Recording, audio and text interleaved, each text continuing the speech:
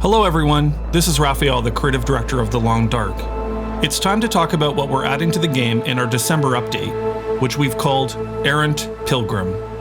But before that, I want to briefly remind you that we launched episode 3 of Wintermute, our story mode, in October. Stay in the house. The episode is called Crossroads Elegy. Shit. If you haven't had the chance to try it yet, I hope you'll make some time for it over the holidays. You are a lady with a lot of secrets. Would you trust someone with a dead body in their basement? People need hope to survive. I won't let you die out here. You play as Dr. Astrid Greenwood in episode 3, and you could start right from there if you don't want to go back and replay episodes 1 and 2 first. Although we do recommend that you do that, especially if you didn't get to try the Redux episodes of 1 and 2, which were entirely remade last December. We feel like episode 3 is our best work so far, and we're excited for you to check it out. And now, let's talk about the December update. One of the main new features of ERRANT Pilgrim is a new region called Bleak Inlet. Bleak Inlet is a coastal region, a site of industrial abandonment. An old fish cannery complex sits on the ocean's edge, remnants of past industry for the once thriving Great Bear. A large cove of open ocean dominates the center of the region, with a bridge stretching across to give access to the industrial area. Bleak Inlet connects to the rest of Great Bear in 2 different places. The plateau overlooking the inlet is only accessible from the Raven Falls ravine transition. For those of you who haven't ventured there, you have to first find your way down to the base of the railroad bridge. The plateau gives a great view of the whole region and will help you pick out some useful landmarks. The radio hut on the plateau has an important relationship to the abandoned cannery, a complex of industrial buildings connected to the coastline. Apart from the plateau and the cannery complex, there's a watchtower, a broken lighthouse, and a variety of other locations to explore. The lower part of Bleak Inlet is connected through a cave that links up with Forlorn Muskeg. Keep in mind that Bleak Inlet is the first region in survival mode to be Timberwolf territory, so watch out when you're exploring it.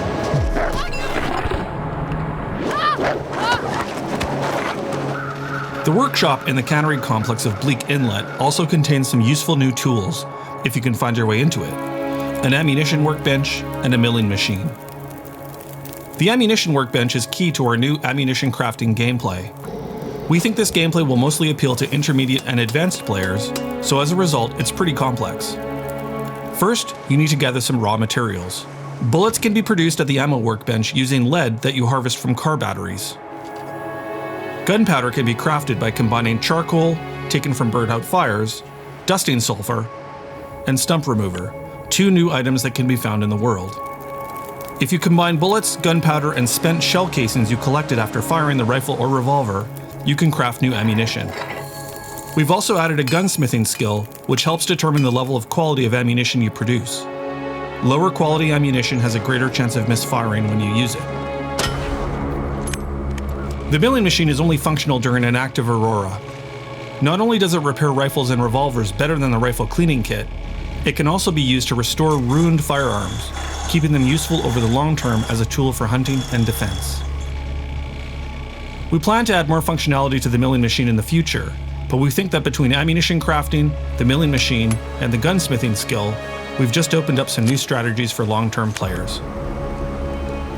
We're excited to share the news that we've added a major new challenge to the game. It's called As the Dead Sleep. Inspired by the community-created Deadman Challenge, As the Dead Sleep is our most challenging experience to date. You are a dying survivor, intent on restitution for unspoken sins. You pay your respects to lost souls by visiting 5 graves. With each grave, you get a little more insight into the survivor's state of mind. Most of you will never get to the final grave, but we wish you the best of luck nonetheless. Because As the Dead Sleep is based on interloper gameplay settings, with some other twists thrown in for good measure, we've given it the toughest challenge rating yet. Besides Bleak Inlet, ammunition crafting, and As the Dead Sleep, we've also expanded the feat system in ERRANT Pilgrim by adding 3 new ones to the game. Blizzard Walker lets you move more freely through blizzards. Expert Trapper gives you a buff when using snares to catch rabbits. And Straight to the Heart gives you a duration bonus when using stims or caffeine from coffee or energy drinks. Moving out of gameplay systems and into audio, we've added 10 more minutes of Sasha's amazing survival mode soundtrack, so keep your ears open for this haunting new music. For those of you who've been asking us when you'll be able to purchase the Episode 3 soundtrack on Steam or Bandcamp, we'll be releasing Volume 2 of our music for the Long Dark soundtrack in the spring. Volume 2 includes 60 minutes of Chris's music from Crossroads Elegy and all the new survival mode tracks from Sasha, and we'll be publishing physical soundtrack editions at the same time. ERRANT Pilgrim also features some quality of life fixes, including the ability to dismantle campfires and snow shelters, a long-standing community request from those of you who like to clean up after yourselves. We've also done an update on all the aurora lighting effects to improve their look and get them up to the quality of the rest of the updated lighting in the game. And as with all our updates, ERRANT Pilgrim features a host of bug fixes and performance improvements.